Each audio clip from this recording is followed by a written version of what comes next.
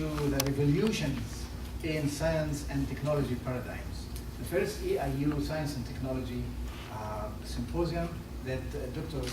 Daniels and myself work hard to make it not the first one only, but the first in a series that continues. Maybe we will not be the responsible for it later on, but the tradition will go on because science and technology keep going on and keep changing the lives of the world, actually. So may I ask Dr. Daniels to introduce our speakers? No, you can do the introduction. I just want to welcome everybody here. Thank you for coming. I am very excited about this symposium. It's just wonderful to see the variety and the special topics that are coming up over the course of the next several weeks. And thank you very much, Dr. Augustine, for coming. My pleasure. Well, Dr. Augustine is, I mean, they have said jack of all trades, master of none, but he is of all trades and master of all of them. I have learned that firsthand since I came to Eastern 16 years ago, and he is multi-talented. He can run anything, push anything up to the next level. So it's my pleasure today to introduce him, and he multiplied also. He has others too. Well, it's my pleasure to organize this session, and we're very fortunate here at Eastern Illinois University to have faculty here who are well versed in technologies in the field of speech-language pathology and audiology, and I will be forever grateful to my colleagues in my home department for joining me this morning. I'm going to introduce all three of them, and then I'll let them present according to their own, and then I'm going to make them stand with me so I can be among the beautiful people in the picture. So, the first speaker, this is how we've organized it, it might change, but the first speaker is Trina Becker. She is an ASHA certified and Illinois licensed speech-language pathologist and is an associate professor of communication disorders and sciences here at Eastern. She specializes in something called alternative and augmentative communication. And for many of you, you probably are most familiar with this kind of communication through the famous Stephen Hawking, who of course cannot speak on his own and can only speak through augmentative or alternative communication devices. We're really fortunate to have a specialist like that here at Eastern because those folks are hard to find. She teaches our courses in those particular areas, and she also is a clinical supervisor and specializing with AAC. We call that AAC populations. She holds both a Bachelor of Science and Master of Science degrees from Eastern Illinois University. And this is Trina. Dr. Tina McNamara is something that in our profession we call a dually certified professional. That means that she holds certification to practice in both speech-language pathology and audiology.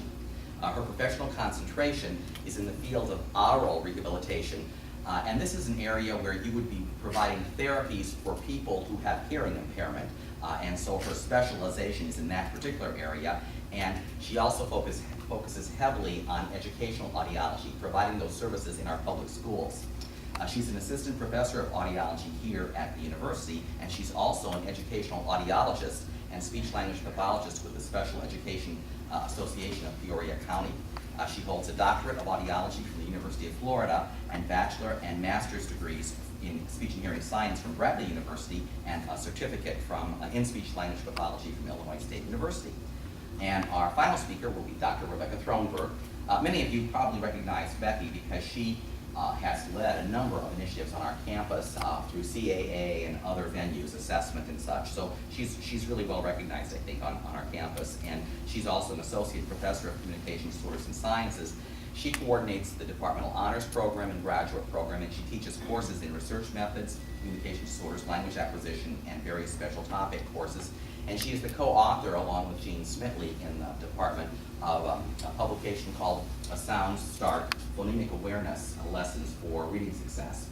She holds her doctoral degree, master's degree, and undergraduate bachelor's degree from the University of Illinois at Urbana-Champaign. I'm really grateful that my colleagues have come out with me today. I can't imagine what I'll be doing to pay them back for this wonderful contribution to the Science and Technology Symposium, and I'll let them take it from here.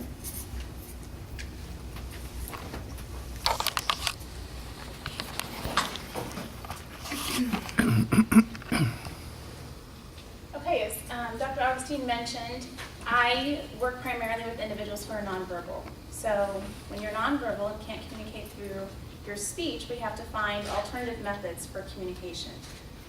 So I'm going to talk to you today about AAC, or Augmentative and Alternative Communication. So when I refer to AAC, it can really range from a variety of things. Very, very simple, from gestures to using sign language, all the way up to very sophisticated computerized speaking devices. So I'm going to focus on the big picture technology today and talk a little bit about those sophisticated systems. Anyone who has a significant difficulty communicating can use AAC systems. So some people may have a little bit of speech, but they can't use it functionally to communicate, to those that cannot speak at all. And so they have to find some other way to connect with others, to participate with their family and their education, and relay their thoughts and feelings. So used by people of all ages and disabilities. So you could have a 2-year-old with severe apraxia of speech, meaning they can't produce speech very easily at all, to an adult who has ALS, whose motor abilities are declining over time, then they lose the ability to speak. So from, the little guys all the way up to the geriatric population. Benefits of AAC, well, you can just imagine if you couldn't speak and communicate, and then we give you a way to do so. There are lots of benefits. Obviously, it provides an individual a means to communicate. If you're in the school environment, you're able to facilitate learning through those communication systems. Improves language development. It facilitates speech development for some of the children that we give alternative communication devices to, which is kind of something people don't always think about. They think if you give somebody another way to talk, that they won't learn to use their speech mechanism to communicate, and that research has proven that that's not true. So for children with apraxia or children with autism, we sometimes see speech develop along with it. It improves self-concept. They have a better feeling about themselves if they can participate, therefore reduces frustration and behaviors that we sometimes see due to not being able to express themselves, and increases their participation in life. There's a wide range of technology when I'm talking about AAC. So we have things that don't use technology at all, that I can use simple pictures to communicate or sign language, or we have some very, very expensive, fancy computer systems to communicate. And I have a little video, I have lots of videos throughout my brief presentation today, but this is one from, his name is Michael Williams, and he is a well-known person in the field of augmentative and alternative communication. He has cerebral palsy. He's a very, very intelligent man. And this little clip is a little part of a big lecture he gives talking about the ways he used to communicate before he had the ability to communicate through the communication system. And he's speaking solely with his communication device, so it's a little bit difficult to understand.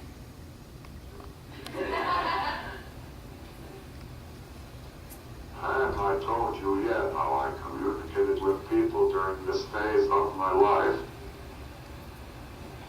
I learned early on that idle social banter, the verbal caffeine that fuels most societal interactions, was an activity in which I couldn't easily participate. Fleeting social niceties, jokes, slices of juicy gossip always left under my mental carpet, so I could concentrate on conveying what I considered the really important thoughts in my mind. I did this using the most laborious method possible. I drew the letters of each word in the air with my finger, while my would-be linguistic interlocutor winked, blinked, and performed a manner of mental gyrations, trying to figure out what the hell I was saying. My really, really important thoughts were typed on my standard manual typewriter at home, carried to the place of conversation, and presented to my listeners with the greatest solemnity, as if they were the 10 Commandments.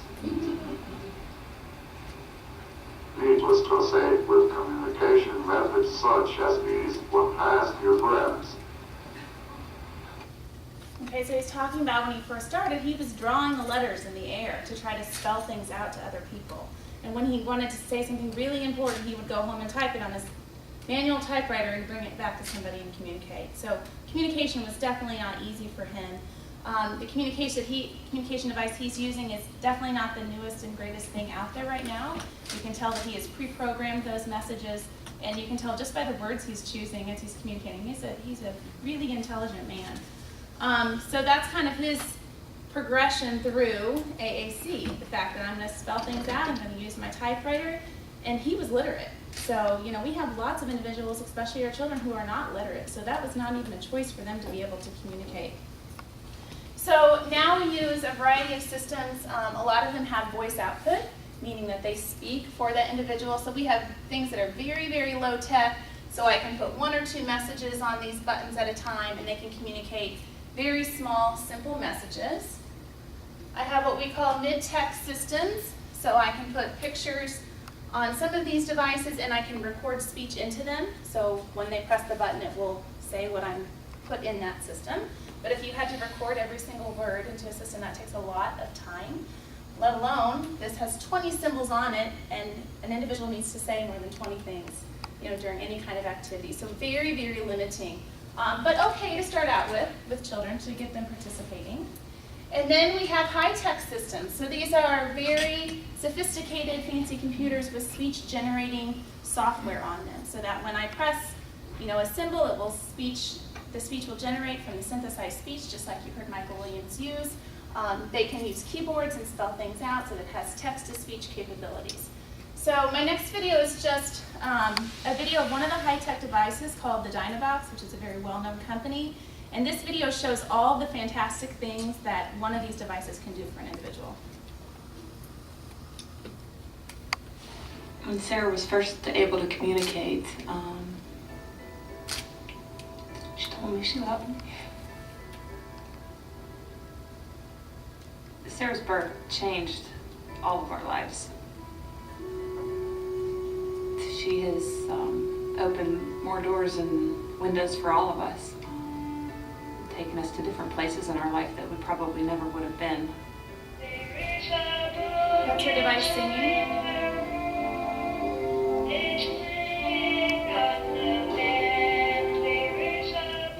Sarah being nonverbal and having her Dynavox to compose music with and sing with, she was one of the first people to sing the national anthem at 2 Major League Baseball teams at the games. She also got to do the Republican convention. She led the Pledge of Allegiance. If I did not have the Dynavox, I could not be the artsy-fartsy person I am and write my music, sing, or write my book. She attends college, answers questions in the classroom, fights with her mom, fights with her dad. Anything with a remote control, infrared remote, the Dynavox can learn the signals, and she's able to turn on her TV, turn on her stereo, turn on lights. I text message my friends. That is my way, other than email, of communicating with everybody online. The voice is very human-like. People that have never communicated with Sarah, they understand her immediately. I would like a tall mocha latte to go.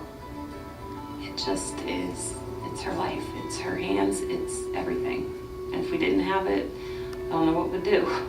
For those of you considering augmentative communication, follow it and go through with it.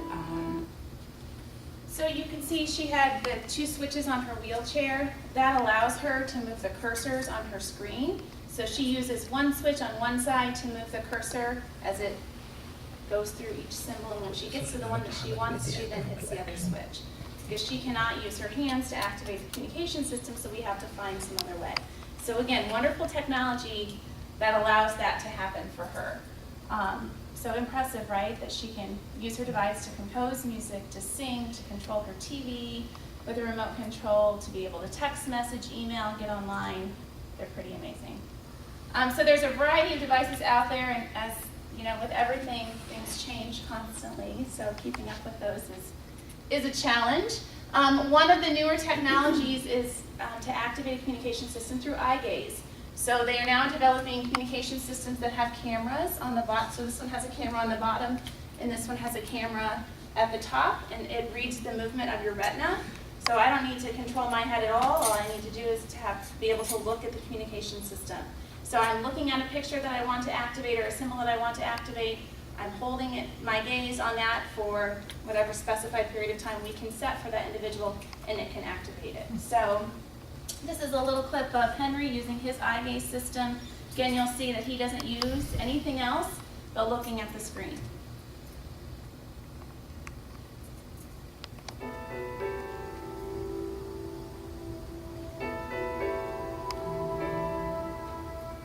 On August 29, 2002, I suffered a stroke while driving my 4 young kids to school. And he came in hanging on to the walls in the hallway, could not orientate himself as to how to go to the door. And in the emergency room, lying there running all kinds of tests, his right arm starts to go. Soon after is when he went into a coma, and when he woke up is when he was completely paralyzed. The stroke has changed my life in every way conceivable. Overnight, I went from being an overactive father of 4 and a chief financial officer to lying on my back all day. Luckily, I married a great wife.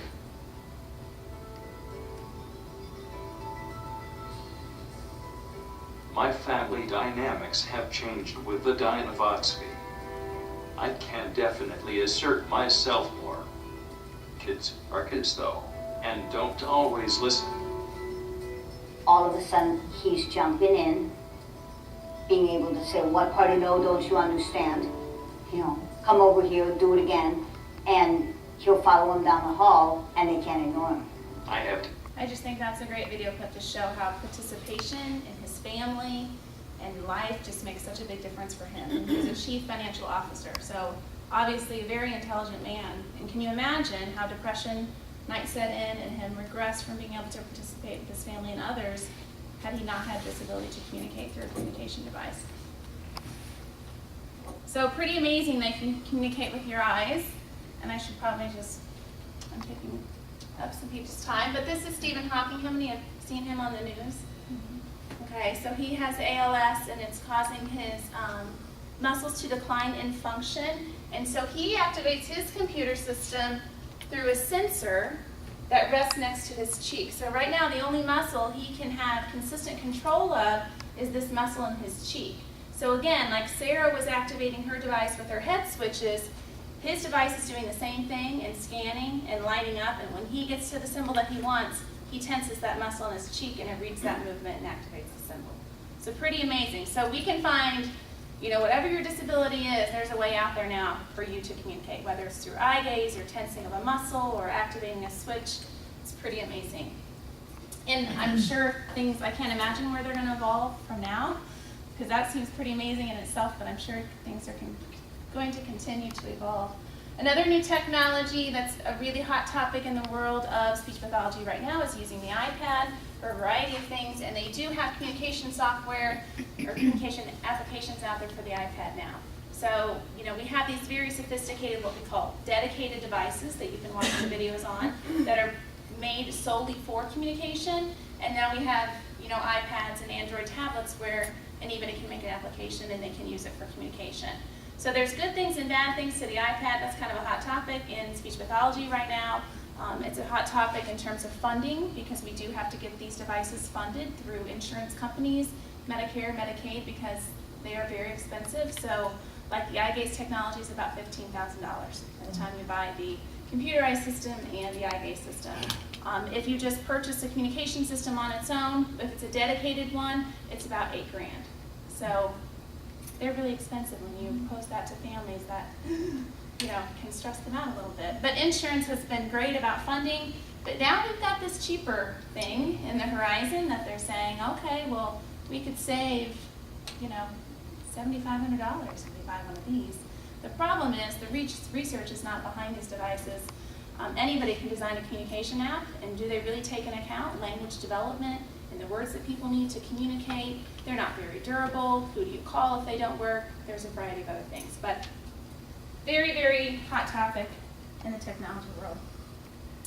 So that's my piece on AAC technology and speech pathology. I love working with individuals who are nonverbal because the power to communicate is amazing, and to be able to give that opportunity to people who can't do so is wonderful. Thank you, Mrs. Becker. We have 2 more to hear from, so I'm going to let them keep going, and we'll do questions at the end. I know this is fascinating. I wanted to give you the perspective of technology from the field of audiology, and this is what Dr. McNamara can give us in terms of how this can affect your hearing and the tools they have today. So. Okay, some things that I'm going to show you we actually have in our clinic, so I feel very fortunate.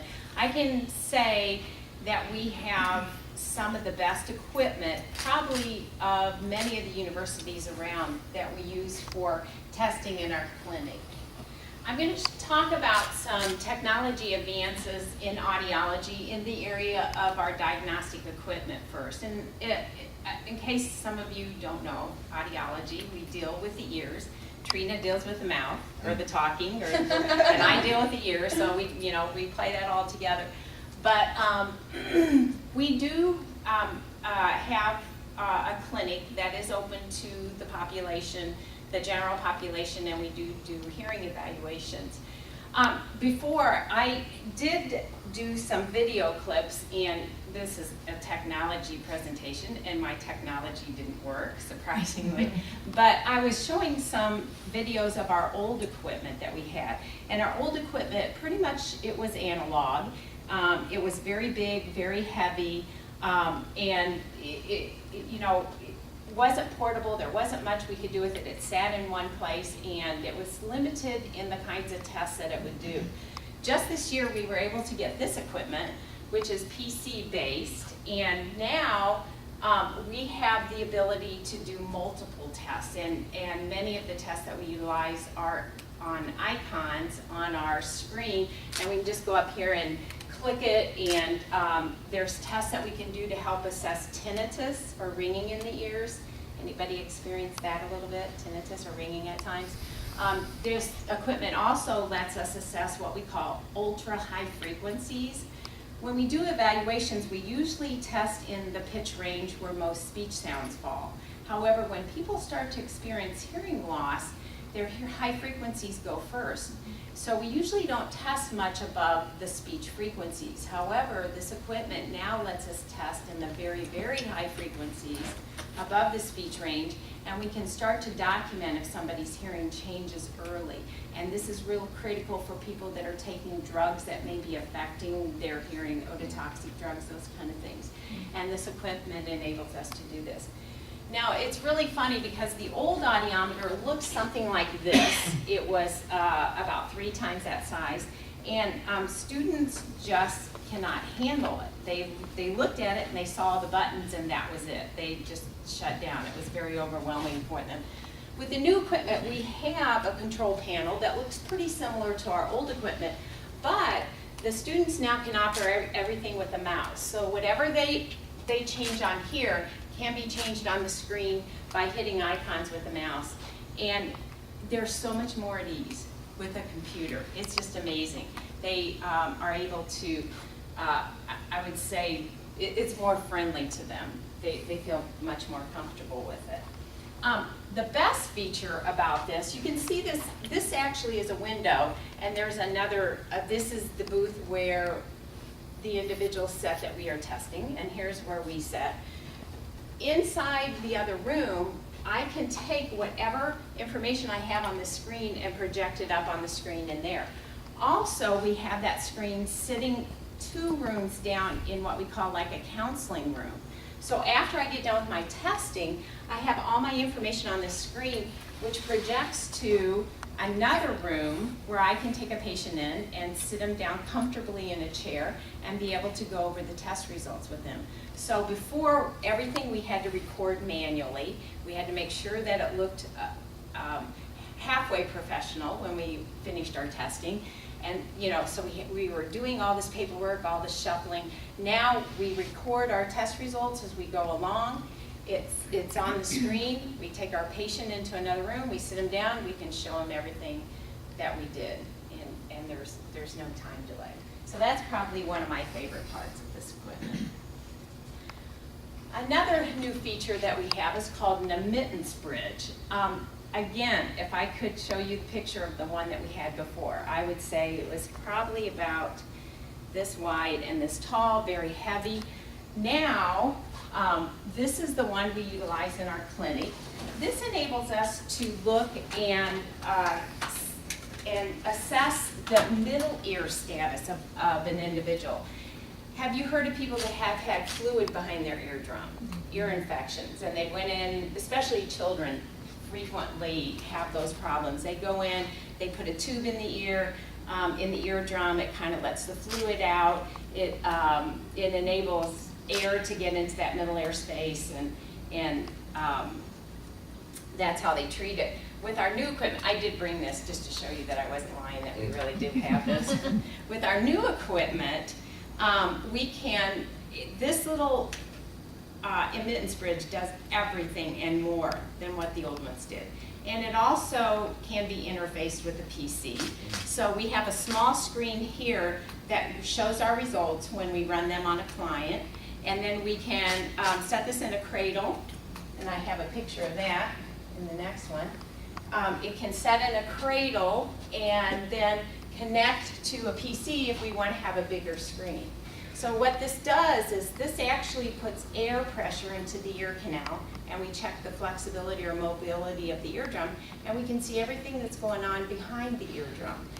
If there's fluid, if they have, maybe if there's 3 small bones in there, if they have a break in the 3 small bones or whatever. So it really is helpful for us to decide where the hearing problem is what it does. Now, if I decide to stick this in my lab coat and take it across campus with me, in my other pocket, I can stick this little Bluetooth printer, and I can print out all my results from there.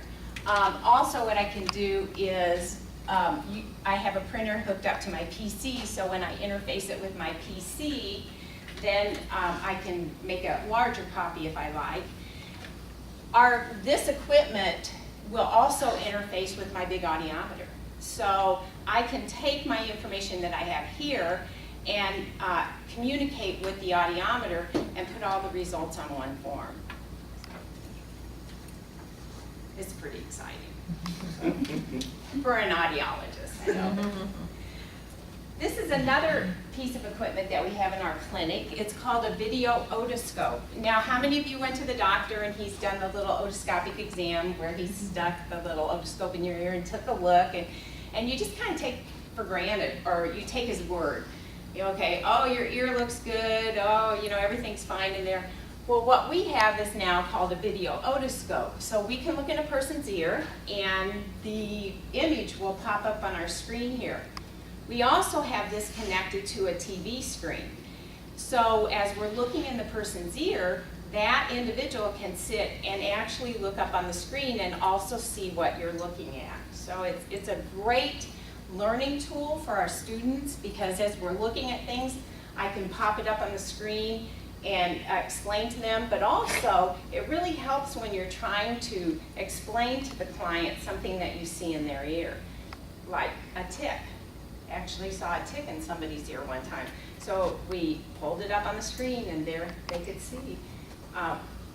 So it was kind of helpful. So this is a video otoscope. I just want to show you a picture here of what it looks like when you're looking in someone's ear.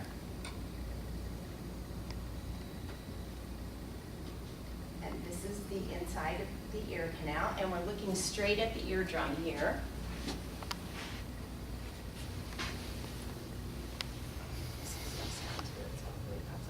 And that's what we're looking at. So we're actually looking down into their ear canal. We can see their eardrum here. This is what we call the cone of light. We look for that. That tells us it's a nice, healthy eardrum. You can see the outline of the first bone that's behind the tympanic membrane. And it's extremely useful, like I said, especially when you have to talk to a patient and tell them something that's going on in their ear, or if you're using it as training purposes with students.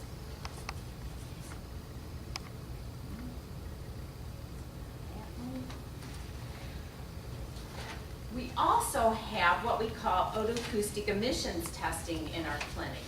And we take this instrument and we can hold it up to a person's ear, and it takes about 2 minutes for this to run. And it will actually tell us how well the inner hair cells in their cochlea are working.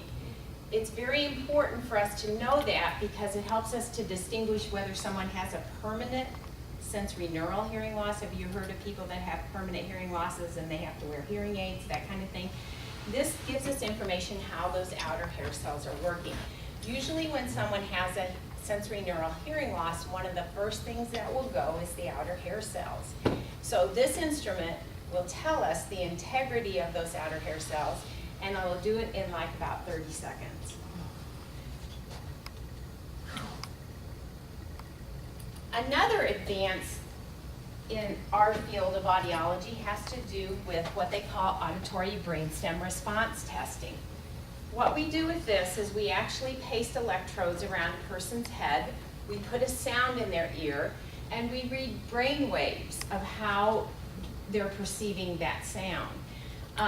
So this is a picture of how I was trained. This is how we used to do this. We had to make sure that the individual was very still.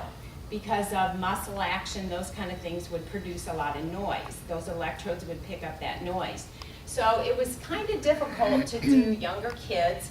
It was very difficult to do babies. You either had to make sure that they were sleeping or napping, or you had to sedate them, okay? So what they have now is they have noise cancellation methods. Physics people understand that, where their ability to cancel out a lot of that noise. So you can actually have a baby sitting up in his mom's lap, wide awake, turning his head, and you can run auditory brainstem response on them. So it's very, very helpful and opens up the possibilities of testing a significant number of individuals, a lot of different populations than what we were able to do before. Okay, so I kind of talked a little bit about the advances in equipment, and most of that equipment we actually, like I said, have here in our clinic in the Communication Disorders and Sciences Department, which I feel very grateful that we do. I just wanted to just mention briefly a couple other advances in our field, and one of them has to do with the amplification. How many of you know somebody that wears a hearing aid? Okay, most everybody. What's real critical about this is they're doing lots of research now with young individuals. I think the study came out that they had completed, and they were checking from about age 17 to 23. And what they found is that hearing loss is on the rise by over 70%, because the iPods that students wear, it's directed right into their ear. Oftentimes it's very loud. So amplification is going to be a very critical issue when these individuals become older, because once you have a permanent hearing loss, as of now, there is nothing you can do except for consider a hearing aid. They have not been able to regenerate those hair cells that are killed off by the loud sounds. So essentially, if someone has a hearing loss and they want to hear better, and it's a permanent type sensory neural loss, they have to consider amplification. Up here shows the different types and models of hearing aids that we have. In the past, our hearing aids were mostly analog. They didn't have any digital components to them. However, almost all the hearing aids now are digital hearing aids. Some of them are a little bit hybrid still, where they might have some analog components with some digital in there, but a majority of the hearing aids are digital. And this is very important, because now when we bring an individual in and we fit them with a hearing aid, before we were very limited on how we could alter that hearing aid once they were in our clinic. What we do now is we take the individual and we set them down and we put the hearing aid in their ear and we hook it up to the computer, and we have a full range of changes we can do with that aid. So before, if someone received a new hearing aid and there wasn't quite something that they liked about it, or the sound quality wasn't really what they wanted, we may have had to send it back to the manufacturer to have them do these alterations. Now we just hook it up to the computer and we have a full range of those changes that we can make in the office now. Now, as you look at these, this brand here is becoming the most popular, and you're kind of looking at that. Well, most people, prefer to have something set in their ear that's less conspicuous, but they can make these behind the ear aids very, very tiny. And this individual here actually has one behind her ear. And what they'll do is they'll take the hearing aid and they'll make it a color to match their hair. And this little, what they call dome part here, actually has the microphone in it. So they separate the microphone from the receiver and you have less chance of that feedback. You know how when you listen to somebody talk and they get their microphone up too close to the speaker? Well, that's what they do. And there's all kinds of circuits now that help with listening and noise. It actually picks out the speech sounds and it enhances the speech sounds and suppresses the noise that's in the background. So if you know of anybody that's thinking about a hearing aid, maybe has a permanent type hearing loss, they are expensive, but digital is the way to go. So, okay. I just wanted to show this to you because I think that hearing aids have less stigma than what they used to. People are more accepting of them. So now you can get leopard print hearing aids. You can get multicolors, and it's very fun to see the little kids in the schools now because they come in and they'll have like purple hearing aids with tie-dyed ear molds with them, those kind of things. And you can even get a hearing aid for your American Girl doll. So I really, yeah, I appreciate this because I think people are becoming more comfortable with hearing aids. And it is a known fact that, if you can't hear, you don't communicate effectively, and then you do experience problems with isolation, social problems, those kind of things. So it's nice that it is more accepting. And I just want to show this last really quick video about a cochlear implant, and then I'm going to tell you about a couple of the advances they've made in cochlear implantation. The Maestro cochlear implant system was developed for individuals with severe to profound sensory neural hearing loss. The Maestro CI system consists of an audio processor, a small device worn behind the ear, and an implant which is surgically placed under the skin. The coil, which is connected to the audio processor, fits exactly over the implant and is held in place by magnetic attraction. Signals are sent from the audio processor to the implant via the coil. During the operation, the surgeon inserts an especially soft and flexible electrode array deep into the cochlea in order to stimulate a maximum number of nerve fibers. By inserting an electrode deep into the cochlea, the entire frequency range of the cochlea can be stimulated. The non-functioning part of the cochlea is bypassed and the sound signal is directly passed onto the hearing nerve. The microphone of the audio processor picks up the sound signals. The audio processor digitally analyzes and codes sound into a special pattern of coded electrical signals. Okay, so I just kind of wanted to show you that real quick so you understood what they were doing when they did cochlear implants. Cochlear implants are for individuals who have very severe to profound hearing loss that do not have the ability to hear speech sounds even with the use of hearing aids. Now, the problem with cochlear implants is once they insert that electrode array into the cochlea, if you have any hair cells that are still functioning, it will kill them off, okay? Because the electrode wire was so big that once you inserted it in there, any hair cells that did still work would not work anymore. The cochlear implant took over. So it was really important that you made sure when you did a cochlear implant that that person didn't benefit from hearing aids. Because once the implant was in, that was done. That's the only thing you're going to be able to use. Now they have developed a very, very thin electrode wire. So what they can do is they can go in and insert that electrode wire. If you still have some residual hearing, if you have some hearing in there, you have some of those hair cells that are still functioning, it won't injure them. So one thing that people didn't understand was once somebody took off their cochlear implant, their ear was completely dead. Now that's not so true, okay? They're just starting with these implants, so you probably won't see this become real prominent for a few more years. But with the invention of the new wire, what will happen is once the person takes the cochlear implant off, they still may have some residual hearing. So maybe they might stick on a hearing aid. They won't hear as well as with the cochlear implant, but they'll still hear something. If we have a child that has a cochlear implant, now if their implant doesn't work, their ear is dead. They don't pick up anything. So that's been a huge advancement in this area. Also, what they're doing with cochlear implants is they've just developed a way to do what they call a hybrid. Now, some people will have some hearing in the low frequencies.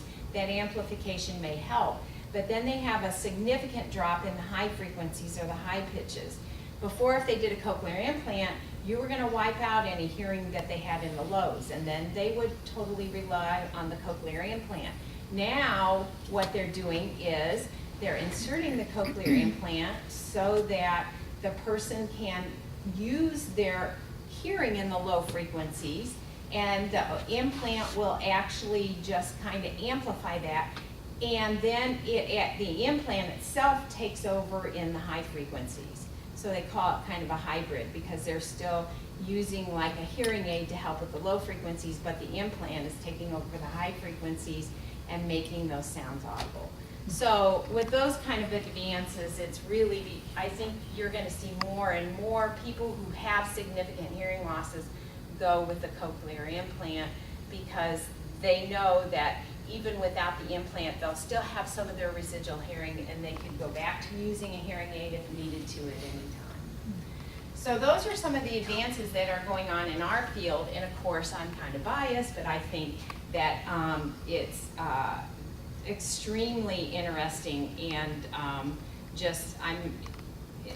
every day I just pick up one of our journals and read some of the things that they're doing. So that's it. So I'm going to give it back to you. Thank you so much. Dr. Rebecca Thornburg is going to take us home, and I've asked her to talk about some advances in overall management and education in the field that I'm really proud of the department here for implementing.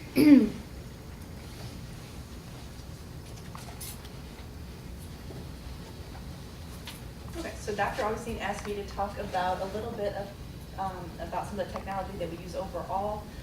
We're using it in our clinic now, and we are also using it, and people across the country are using digital for file sharing and clinical records. We hear, you see the doctor come into the waiting room with the iPads and accessing clinical records and such that way. We are doing that also in EIU Speech Language Hearing Clinic.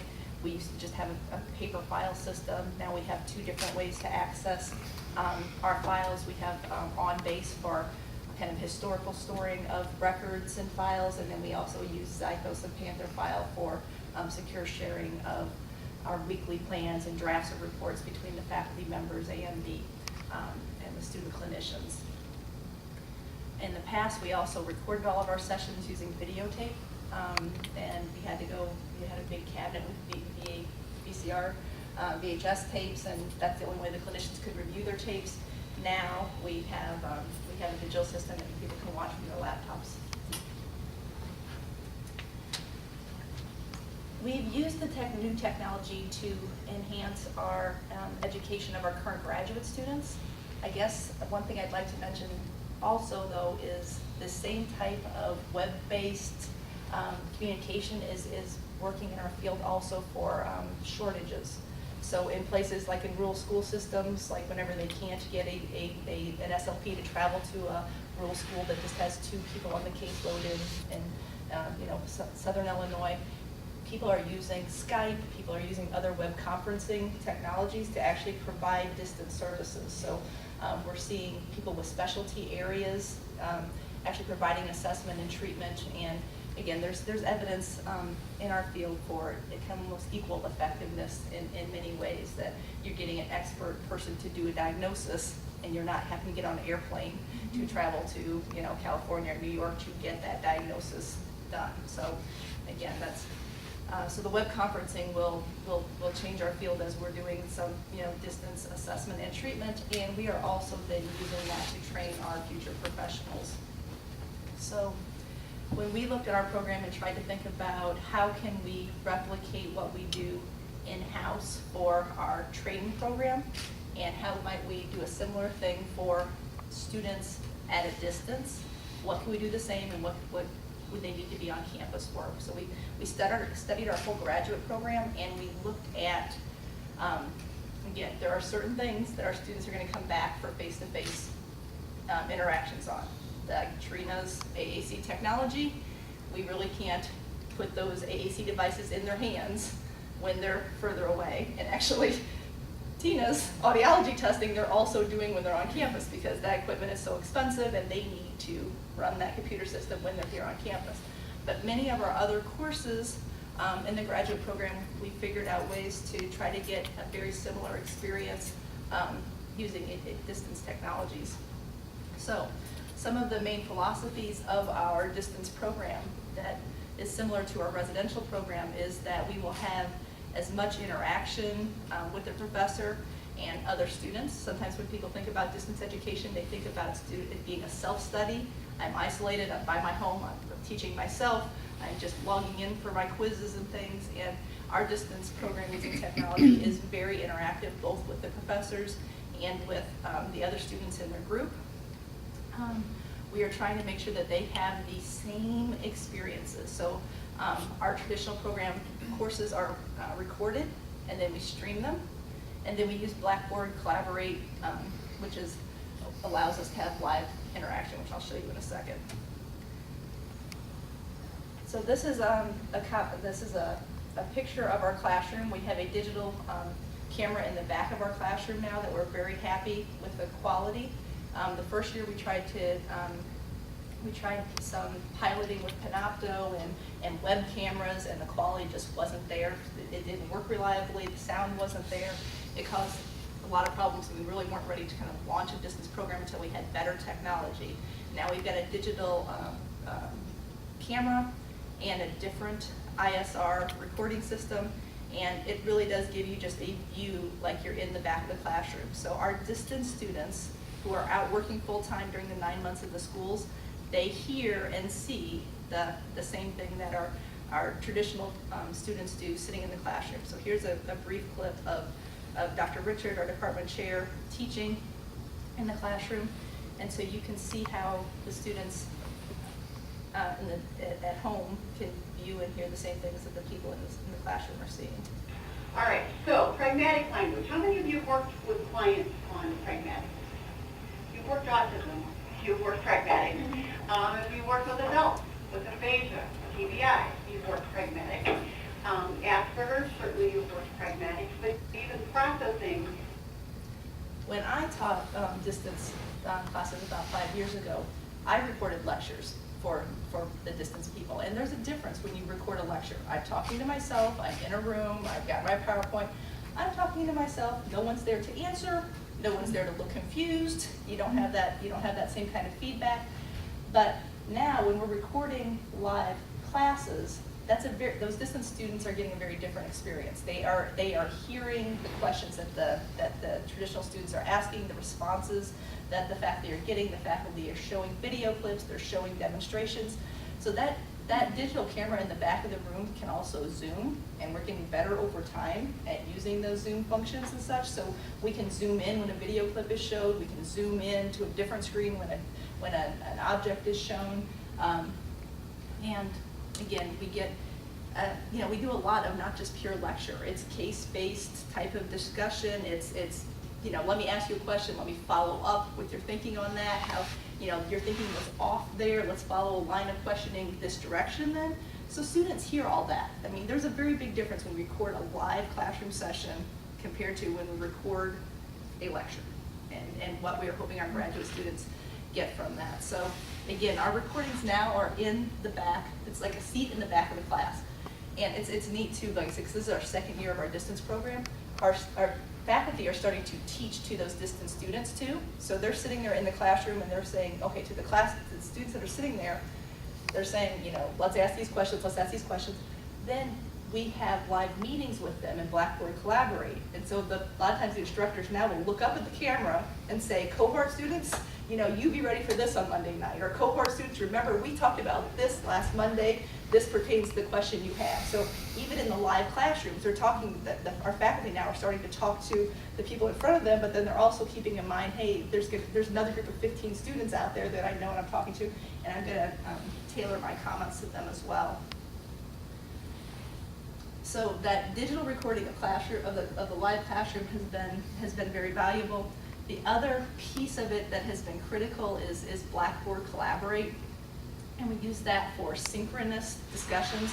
So Monday nights we get together then with our 15 cohort students, and I have not, knock on wood, I guess the one thing we're having problems with is live video. Exactly the same. And up to this, we're going to figure that out yet. Because up to that point, everything we can do in the classroom, we've been able to do in this Blackboard Collaborate. You know, we show, you can pull up PowerPoint, you can share your desktop. So this is a PowerPoint presentation. I have my 15 distance cohort students in there. Those 15 distance cohort students can raise their hand. They can pick an icon that shows confusion. They can turn their microphone on and ask me a question that I can verbally respond to. They can type their questions in here and I can watch that. They can also go into small group rooms and they can share their computer with each other. So again, I taught a research class in the spring, and so a lot of times what I did in the face-to-face classroom was, you know, they're in pairs working on planning a research project, and so I usually spend about half of the class floating around the room answering individual questions, looking at their computer with them, looking at their project, looking at their data, looking at their research articles, and asking them and helping them with their questions. And I also have then meetings with the face-to-face students. So we were able to replicate this whole thing, the same thing when we did on this distance. We can put them in breakout rooms. So we can put 2 students in a breakout room. They can work on their paper. They can share their computer with each other. So we had a student in Indiana, a student in Wisconsin. They go into this room. There's 2 of them working on it. They're sharing their computer. They're turning on their microphones. They're talking and looking at the same thing on their computer. And then I can browse through and talk to each pair. And then I can say, okay, time's up. Let's all go back to the big room again, and we'll work together on our project. So it's pretty neat. I can just show you this real quick. I want to show you a little bit. A recorded demo. So we can do things like this too, that basically just showed you everything I just said.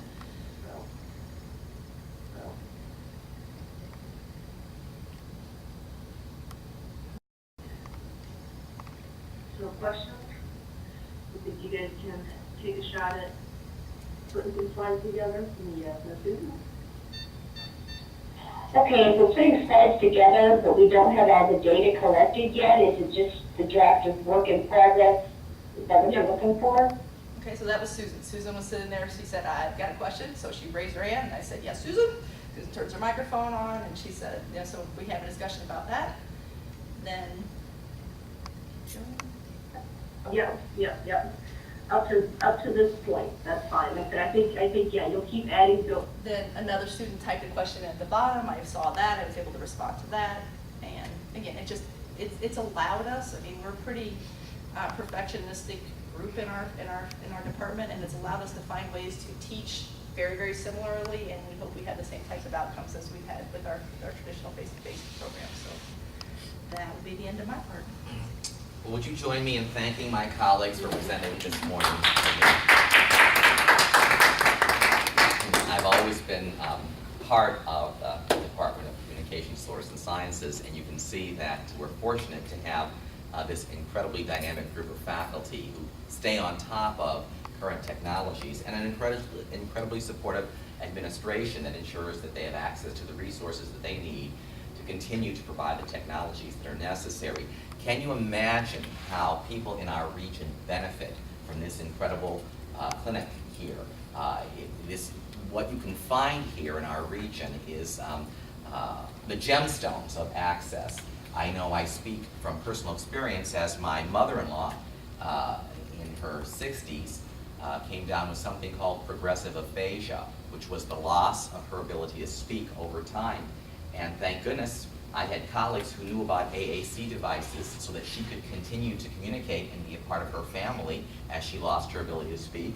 And of course, my dad, a World War II veteran, who was active in the military and never wore hearing protection, is quite hearing impaired today as a result of all that loud banging, and I'm so grateful that I know people who can help guide him to hearing aids that help him to continue to participate and hear and such.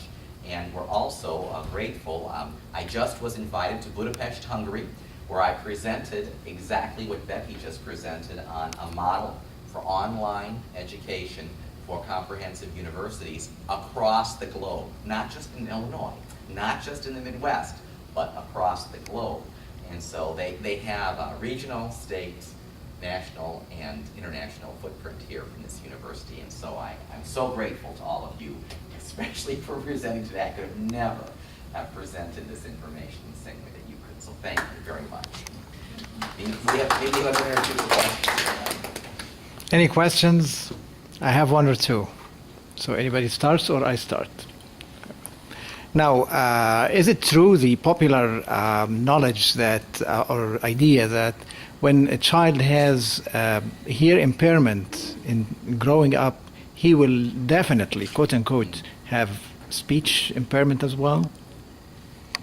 It depends on how the hearing impairment was treated. And with those cochlear implants, the FDA's regulation says that children 12 months of age can be implanted. And what they're doing is they're actually doing waivers. Carl in Champaign, the youngest that they have implanted is 7 months. What they're seeing with the majority of these kids is they are progressing with normal speech and language skills. A lot of them. Now, not all kids that have cochlear implants take to the auditory information that most do. There are still some that are very visual learners. But it really depends on how early their hearing loss was detected, how it was treated, those kind of things, how severe it is. For example, we have a child over in the school here that we work with. One of the things we do with our students is we do take them out and we provide services to the hearing impaired children in the local Charleston school district.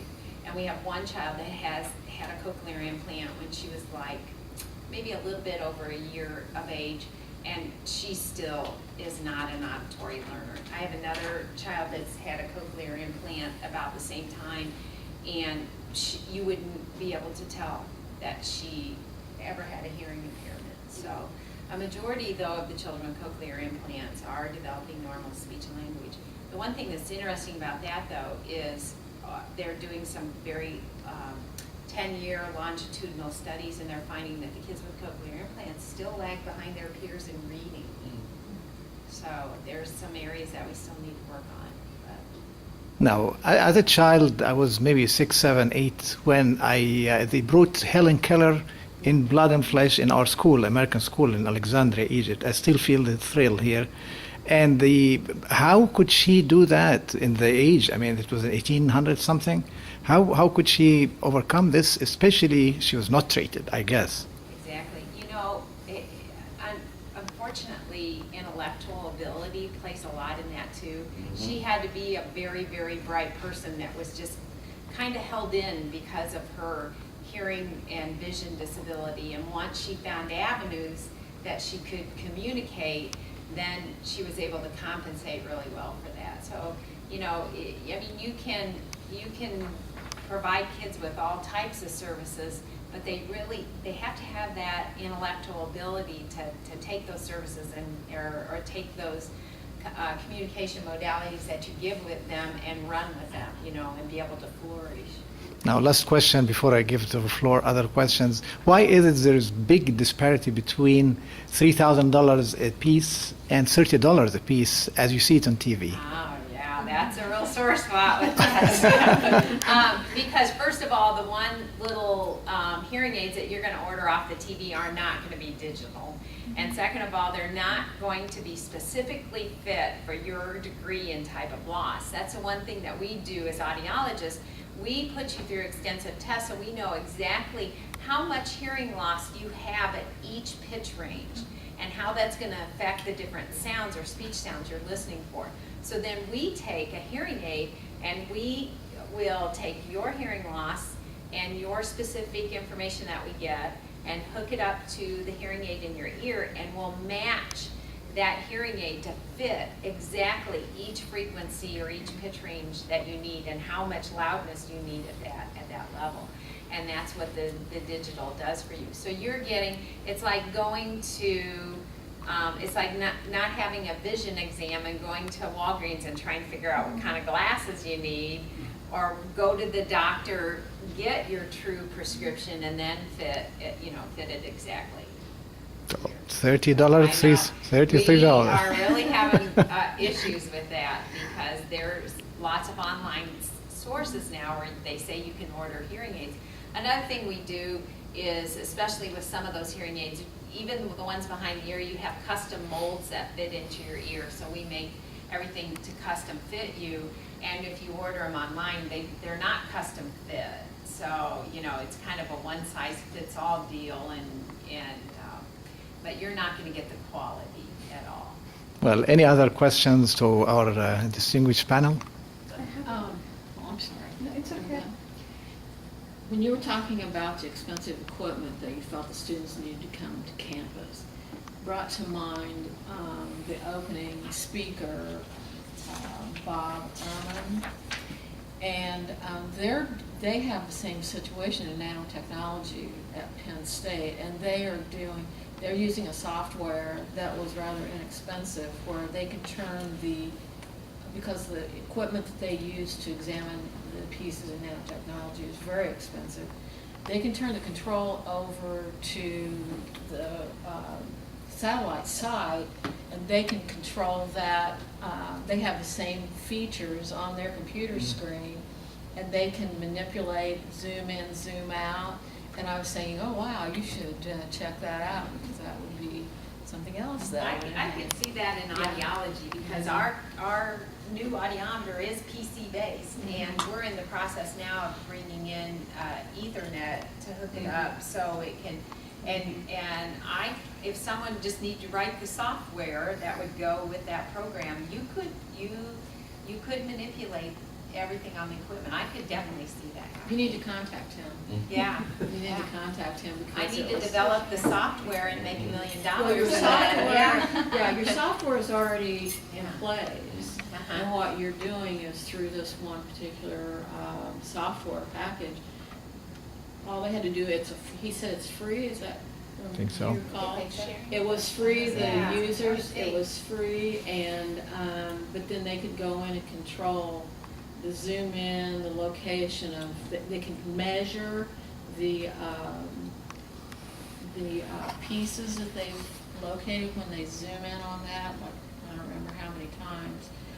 So they can go in and measure that and then record their data at their desk. But it was all through that particular software, and it was the same comments that you made, was the equipment's very expensive. So they were having to have students come to campus for the program, but now they're out reaching out to campuses across the United States, wanting to start this certificate program, and it will be through. I think our biggest difference with that, though, is we're actually dealing with real people when we're manipulating our equipment. So if I have someone that's manipulating it off campus, they're not really interacting with the person that they're testing, which may be kind of hard. But I could definitely see that being able to be shared. Absolutely. Yeah, and you have a good point that you really need to be at the same place. However, that's something that could give everyone a little taste of what's possible when you want to go. EIU has that stuff. Well, I think you agree with me that the topic is interesting, and that Dr. Bob Augustine is a contagious person. He is as interesting, and his speakers as interesting. So please join me in thanking them. And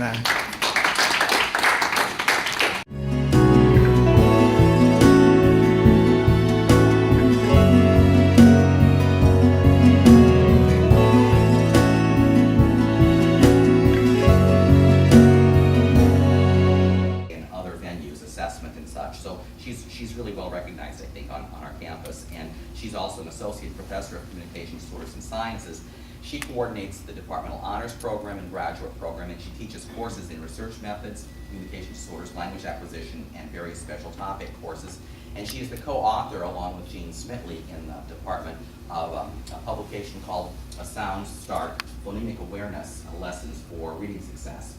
She holds her doctoral degree, master's degree, and undergraduate bachelor's degree from the University of Illinois at Urbana-Champaign. I'm really grateful that my colleagues have come out with me today. I can't imagine what I'll be doing to pay them back for this wonderful contribution to the Science and Technology Symposium, and I'll let them take it from here.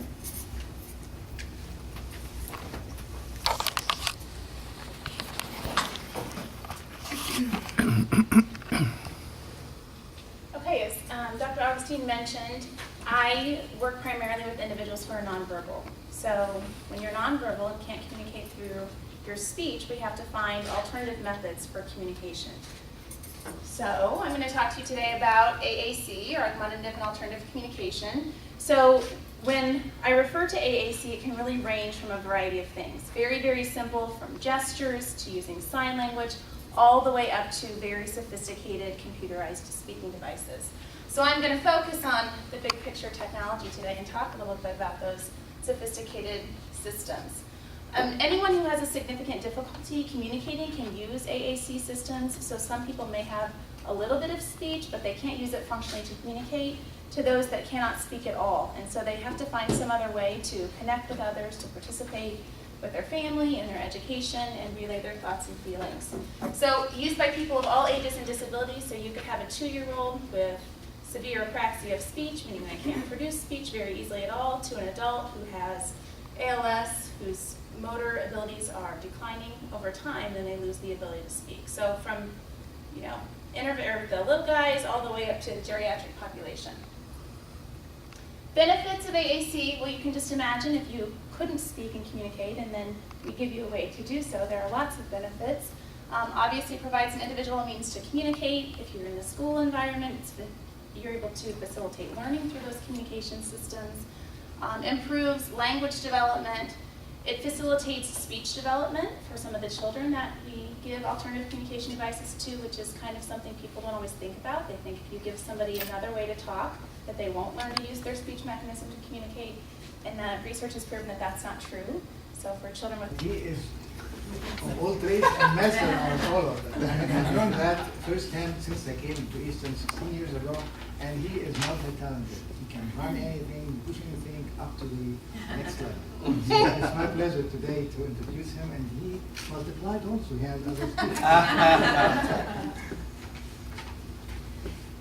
Well, it's my pleasure to organize this session, and we're very fortunate here at Eastern Illinois University to have faculty here who are well versed in technologies in the field of speech-language pathology and audiology, and I will be forever grateful to my colleagues in my home department for joining me this morning. I'm going to introduce all three of them, and then I'll let them present according to their own, and then I'm going to make them stand with me so I can be among the beautiful people in the picture. So, the first speaker, this is how we've organized it, it might change, but the first speaker is Trina Becker. She is an ASHA certified and Illinois licensed speech-language pathologist and is an associate professor of communication disorders and sciences here at Eastern. She specializes in something called alternative and augmentative communication. And for many of you, you probably are most familiar with this kind of communication through the famous Stephen Hawking, who of course cannot speak on his own and can only speak through augmentative or alternative communication devices.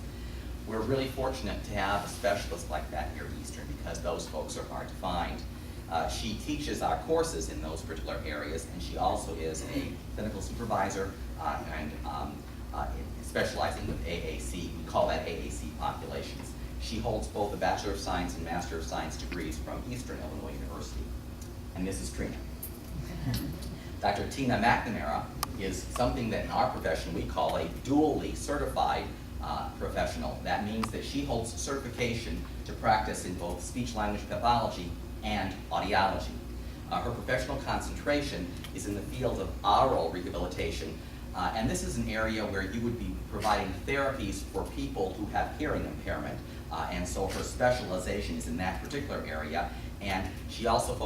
focuses heavily on educational audiology, providing those services in our public schools.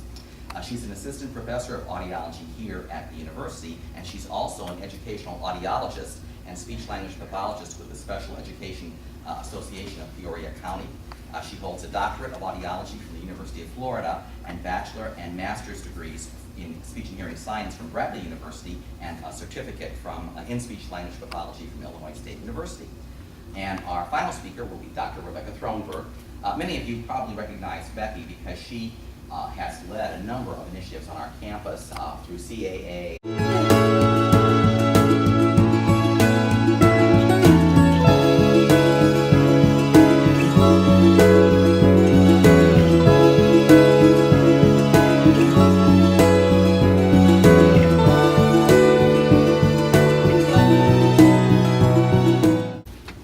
Good morning and welcome to the revolutions in science and technology paradigms.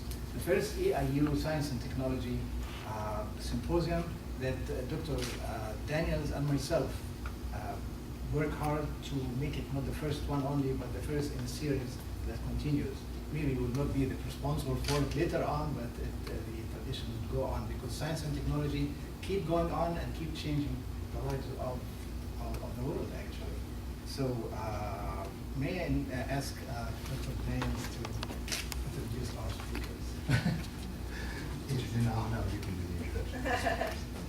I just want to welcome everybody here. Thank you for coming. I am very excited about this symposium. It's just wonderful to see the variety and the special topics that are coming up over the course of the next several weeks. And thank you very much, Dr. Augustine, for coming. My pleasure. Well, Dr. Augustine is, I mean, as I have said, jack of all trades, master of none.